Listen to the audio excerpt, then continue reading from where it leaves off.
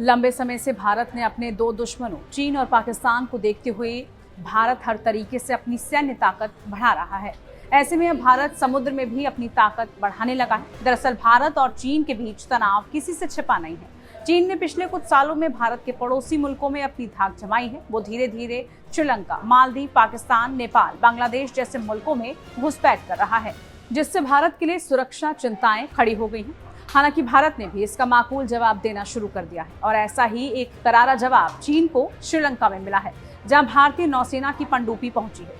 विदेशी मीडिया की रिपोर्ट्स के मुताबिक भारतीय नौसेना ने पनडुब्बी INS करंज को श्रीलंका के मुख्य बंदरगाहों में से एक पर भेज दिया है। इसके जरिए चीन के साथ साथ मालदीव को भी कड़ा संदेश दिया गया है, जो इन दिनों चीन की गोद में जाकर बैठा हुआ है।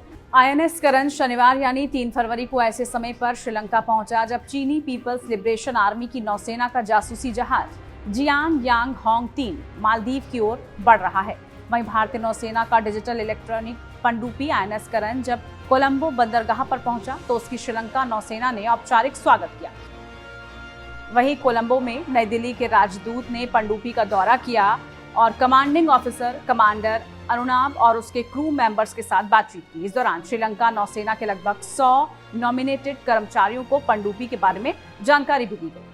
नौसेना ने श्रीलंका में ऐसे समय में पनडुब्बी भेजी है जब श्रीलंका में रविवार 4 फरवरी को अपना स्वतंत्रता दिवस मनाया। भारत के पनडुब्बी भेजने का मकसद हिंद महासागर क्षेत्र में सुरक्षा मुहैया कराने की उस प्रतिबद्धता को दर्शाता है।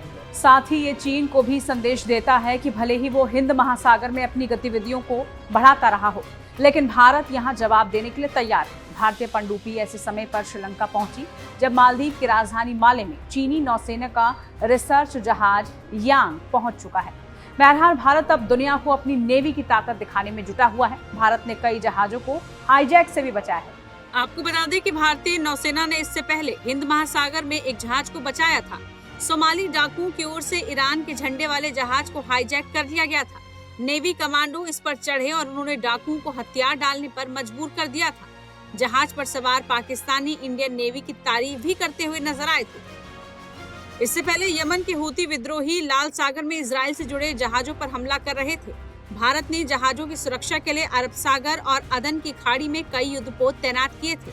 अदन की खाड़ी में इंडियन नेवी की गश्ती जहाज INS सुमित्रा लगातार तैनात रही थी, जो समुद्री डाकुओं को नाकाम कर रही थी। बहरहाल भारत अब दुनिया को अपनी नेवी की ताकत दिखाने लगा है, जिसके बाद दुनिया भर में भारतीय नेवी का लोहा माना जा रहा है। आपको ये वीडियो कैसी लगी जरूर बताइए। साथ ही वीडियो को लाइक कीजिए, शेयर कीजिए और आप देखते रहिए टाइम्स नाउ भारत डिजिटल। नमस्कार।